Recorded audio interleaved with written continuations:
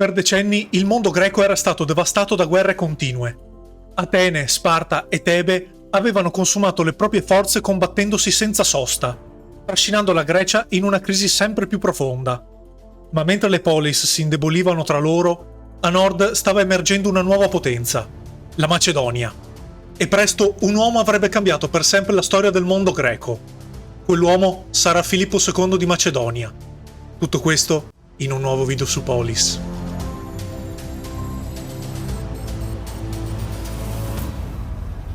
Dopo decenni di guerre continue, la Grecia è ormai profondamente indebolita. Le polis non riescono più a trovare stabilità. Sparta ha perso gran parte del proprio prestigio dopo la disastrosa sconfitta di Leuctra. Tebe è diventata la nuova potenza militare del mondo greco, ma non riesce a costruire un'egemonia stabile. Il problema della Grecia ormai era diventato strutturale. Ogni città voleva dominare le altre, ma nessuna era abbastanza forte da mantenere il controllo per lungo tempo. Atene aveva fallito, Sparta aveva fallito a sua volta, e ora Tebe sta iniziando lentamente a consumare le proprie forze. L'economia del mondo greco è in crisi. Le campagne sono state devastate da anni di guerre continue. Molti villaggi vengono abbandonati, i commerci rallentano sempre di più, e migliaia di cittadini hanno passato gran parte della loro vita vivendo in un clima di instabilità permanente. Le stesse polis che avevano reso grande la civiltà greca stanno iniziando lentamente a indebolirsi. Per secoli il sistema delle città-stato aveva rappresentato il cuore del mondo greco. Ogni polis era indipendente e ogni polis difendeva la propria autonomia. Ed era proprio questa frammentazione ad aver creato una civiltà incredibilmente dinamica. Ma col tempo questo sistema inizia a trasformarsi in un problema. Le assemblee politiche sono sempre più instabili, le alleanze cambiano continuamente e le rivalità tra le città non finiscono mai. Perfino quando vengono firmate delle paci, durano pochissimo. La Grecia entra così in una fase di caos quasi permanente. Ed è qui che succede qualcosa di fondamentale. Mentre il sud della Grecia continua a combattersi senza sosta, nel nord sta emergendo una potenza che fino a quel momento molti greci avevano guardato con sufficienza. Stiamo parlando proprio della Macedonia. Per molti ateniesi o spartani, la Macedonia era ancora vista come una regione periferica, meno raffinata culturalmente rispetto alle grandi polis del sud. Ma proprio lontano dalle continue guerre tra le città-stato, i re macedoni stavano lentamente costruendo qualcosa di completamente diverso. Uno stato più centralizzato, un esercito sempre più moderno e soprattutto un potere stabile. Le polis greche avevano passato secoli a combattersi per il controllo della Grecia.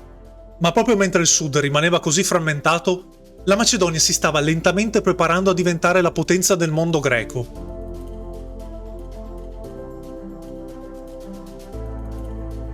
Filippo nasce nel 382 a.C. nella famiglia reale macedone.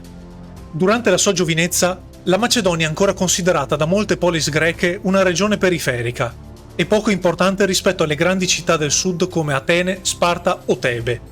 Ma proprio in questi anni la vita di Filippo prende una svolta decisiva. Dopo una serie di conflitti interni alla Macedonia, il giovane principe viene inviato come ostaggio politico a Tebe, la città che in quel momento domina militarmente il mondo greco dopo la vittoria contro Sparta. Ed è proprio qui che probabilmente Filippo capisce come funziona il potere nel mondo greco, perché mentre molte polis continuano a combattersi tra loro, lui osserva, studia e impara. A Tebe, Filippo entra in contatto con una delle realtà militari più avanzate dell'epoca.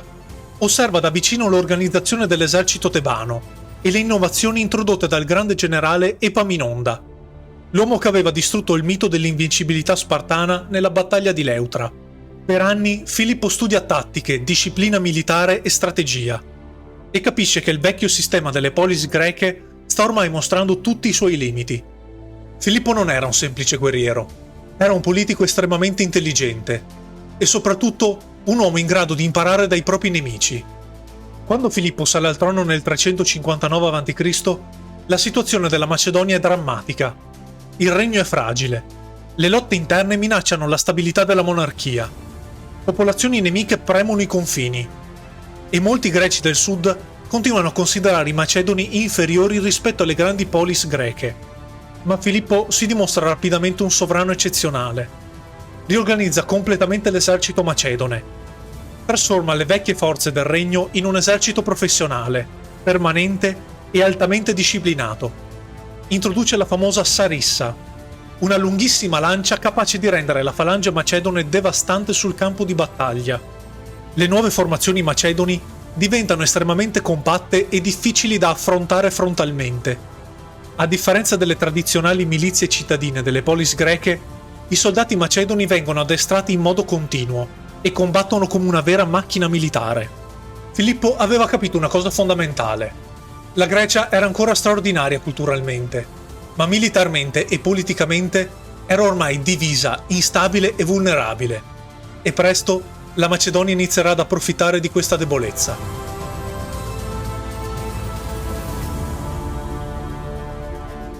Negli anni successivi, Filippo inizia ad espandere rapidamente il proprio regno. Conquista città strategiche, sottomette popolazioni vicine, rafforza i confini della Macedonia e soprattutto ottiene il controllo di importanti miniere d'oro ed argento, fondamentali per finanziare il proprio esercito e trasformare la Macedonia in una grande potenza regionale. Grazie a queste ricchezze, Filippo può mantenere un esercito permanente sempre più efficiente, può costruire nuove fortificazioni, può comprare alleanze e intervenire continuamente negli affari del mondo greco. La Macedonia smette lentamente di essere una potenza periferica e inizia a diventare il vero centro politico e militare della regione.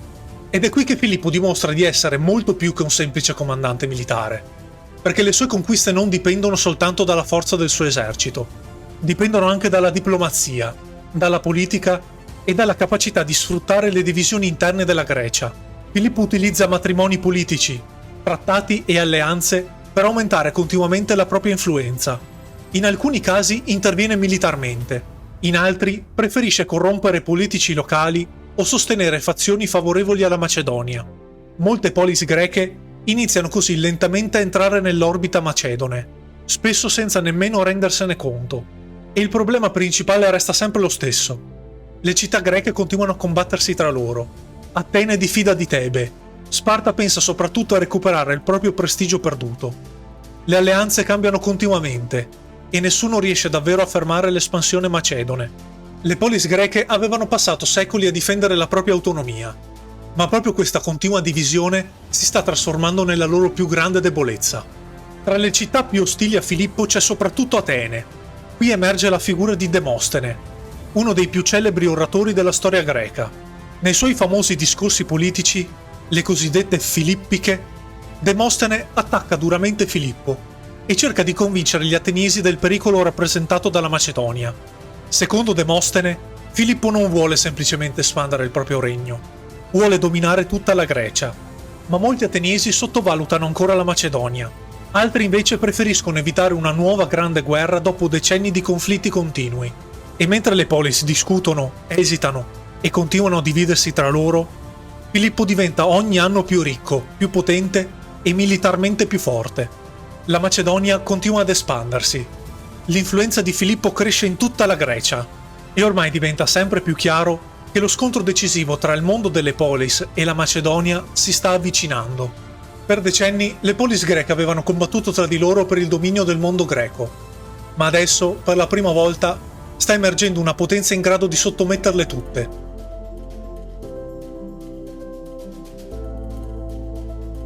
Nel 338 a.C., lo scontro che ormai sembrava inevitabile finalmente arriva. Atene e Tebe decidono di unire le forze contro la Macedonia, nel tentativo di fermare l'espansione di Filippo prima che sia troppo tardi. Per la prima volta dopo anni di rivalità, alcune delle più importanti polis greche collaborano contro un nemico comune. Ma il problema è che Filippo ormai aveva avuto anni per prepararsi, anni per rafforzare l'esercito, anni per accumulare ricchezze e anni per approfittare delle continue divisioni del mondo greco. Le due coalizioni si affrontano nella battaglia di Cheronea, in Beozia. Da una parte troviamo l'esercito macedone, guidato da Filippo II e dal giovane Alessandro, che ha appena 18 anni, ma sta già dimostrando enormi capacità militari. Dall'altra la coalizione greca, composta principalmente da ateniesi e tebani, insieme ai loro alleati. Per le polis greche, Cheronea rappresenta molto più di una semplice battaglia. È il tentativo disperato di difendere l'indipendenza del mondo delle città-stato. E probabilmente molti greci capiscono subito che cosa c'è in gioco, perché se la Macedonia dovesse vincere, la Grecia a quel punto non sarebbe mai più la stessa. La battaglia è durissima. La falange macedone avanza in maniera estremamente disciplinata. Le lunghe sarisse rendono difficilissimo affrontare frontalmente l'esercito di Filippo. Secondo le fonti antiche, Filippo utilizza persino una ritirata controllata per attirare parte delle forze ateniesi fuori posizione. Nel momento decisivo dello scontro, Alessandro guida personalmente la cavalleria macedone contro il Sacro Battaglione Tebano, una delle unità militari più celebri della Grecia. L'impatto dell'attacco macedone è devastante. La linea greca crolla, la coalizione viene sconfitta e migliaia di soldati ateniesi e tebani vengono uccisi o catturati.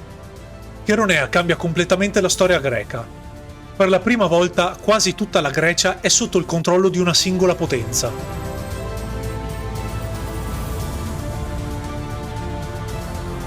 Dopo la vittoria di Cheronea, Filippo diventa il padrone del mondo greco.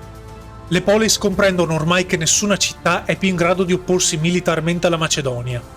Per la prima volta dopo secoli di guerre continue, quasi tutta la Grecia finisce sotto l'autorità di un'unica potenza. Ed è qui che Filippo fa una scelta fondamentale, perché al posto di distruggere completamente le polis greche, decide di controllarle politicamente. Filippo crea così la Lega di Corinto, una grande alleanza che riunisce gran parte delle città greche sotto la guida macedone. Formalmente le polis greche mantengono gran parte della propria autonomia. Continuano ad amministrare gli affari interni, ma nella realtà la Macedonia è ormai la vera potenza dominante del mondo greco. Sparta è una delle poche città a rifiutare di entrare nella Lega, ma ormai non ha più la forza necessaria per cambiare gli equilibri della Grecia. Dopo secoli di indipendenza, il mondo delle polis greche stava lentamente finendo. A questo punto Filippo guarda oltre la Grecia. Il suo obiettivo diventa l'impero persiano, il gigantesco nemico orientale che per secoli aveva influenzato gli equilibri del mondo greco. Filippo inizia così a preparare un'enorme spedizione militare in Asia. Vuole presentarsi come il leader di tutta la Grecia unita contro la Persia. Una sorta di vendetta storica, dopo le invasioni persiane delle guerre del V secolo a.C. L'esercito macedone è ormai il più potente del Mediterraneo orientale. La Grecia è sotto controllo e Filippo sembra pronto a iniziare una conquista destinata a cambiare la storia del mondo antico. Ma proprio nel momento di massimo successo succede qualcosa di completamente inaspettato. Nel 336 a.C., durante una grande celebrazione pubblica, Filippo II viene assassinato da una delle sue guardie del corpo. Le circostanze della sua morte restano ancora oggi poco chiare. Gli storici discutono ancora su possibili complotti politici, rivalità interne e lotte per il potere all'interno della corte macedone. La morte di Filippo sconvolge improvvisamente la Macedonia e tutta la Grecia. E proprio quando Filippo sembrava pronto a conquistare il mondo, la storia passa improvvisamente nelle mani di suo figlio. Proprio così, nelle mani di Alessandro. Filippo II aveva trasformato una Macedonia periferica nella più grande potenza della Grecia. Aveva riformato l'esercito, aveva sconfitto le polis greche e aveva posto fine a secoli di indipendenza del mondo delle città-stato. Ma soprattutto aveva preparato il terreno per uno dei conquistatori più famosi della storia. Nel prossimo episodio principale, infatti, vedremo proprio l'ascesa di Alessandro e l'inizio delle sue straordinarie conquiste. Ma prima, nel prossimo approfondimento, torneremo ad Atene dopo la guerra del Peloponneso. Parleremo infatti della crisi democratica di Atene, del regime dei 30 tiranni e della condanna a morte di Socrate.